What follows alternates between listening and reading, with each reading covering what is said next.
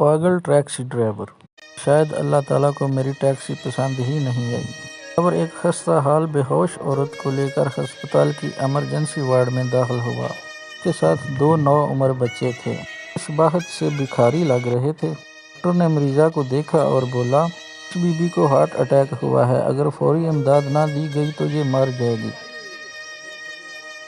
فوری علاج کے لیے اچھی خاصی رقم کی ضرورت ہے۔ سنتے ہی بچوں نے چیخنا شروع کر دیا۔ وہ شخص کبھی ڈاکٹر کو دیکھتا، کبھی مریضہ کو، کبھی بچوں کو۔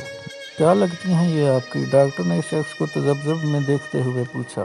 کچھ نہیں، میں ٹیکسی چلاتا ہوں۔ اسے سڑک پہ لیٹے دیکھا، اس کے پاس بیٹھے یہ دونوں بچے رو رہے تھے، میں ہمدردی میں یہاں لے آیا۔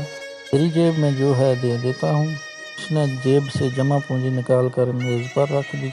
ڈاکٹر نے پیسوں کی طرف دیکھا اور دیکھتے ہوئے مسکرانے لگا اور مسکراتے ہوئے بولا، بابا جی یہ بہت تھوڑے پیسے ہیں، ڈھیر سارے پیسے چاہیے۔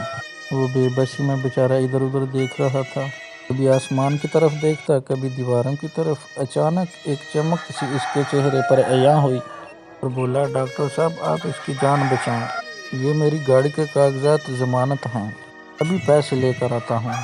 اور یہ کہہ کر وہ چلا گیا۔ ڈاکٹر نے ابتدائی طبی امداد شروع کر دی۔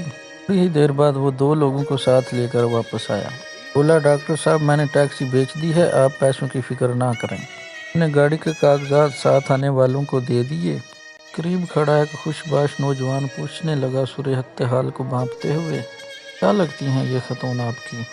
ڈرائیور بولا، میں نہیں جانتا یہ کون ہے، مگر کوئی رشتہ ضرور ہے جو مجھے اس کی زندگی اپنے روزگار سے زیادہ اہم لگی ہے۔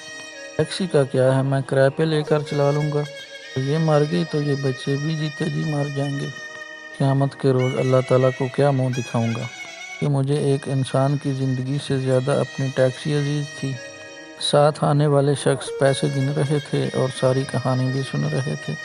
میں نوجوان بولا، آپ اپنے پیسے پاس رکھ لیں اور اس کی ٹیکسی بھی اس کے پاس رہنے دیں، سارے علاج کے پیسے میں ادا کرتا ہوں۔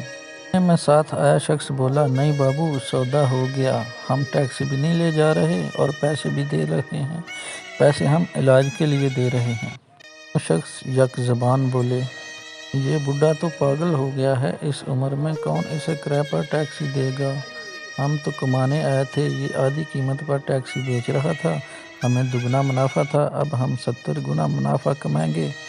پیسے نہیں تو نہ صحیح، ایک نیکی ہی صحیح، کیونکہ اللہ تعالیٰ نے وعدہ کیا ہے کہ ایک نیکی کے بدلے 70 گنا نیکیاں دی جائیں گی آخرت میں۔ پیسے میز پر رکھتے ہوئے اٹھے، ڈاکٹر صاحب اور ضرورت پڑے تو ہمیں اس نمبر پر کال کر دینا۔ اپنا کارڈ ڈاکٹر کو دیتے ہوئے ہسپتال سے باہر نکل گیا۔ ٹیکسی والا زاروں قطار رونے لگا اور روتے ہی جا رہا تھا اور ساتھ میں بول رہا تھا، اللہ کو میری ٹیکسی پسند نہیں آئی، پیسے والے نیکی لے گئے، میں غریب پھر خالی ہاتھ رہ گیا۔ اور آخر میں ہمیں یہ سبق حاصل ہوتا ہے کہ اللہ تعالیٰ کی مرضی سے ہی ہمیں نیکی کی توفیق ملتی ہے اور ہم اسی سے ہی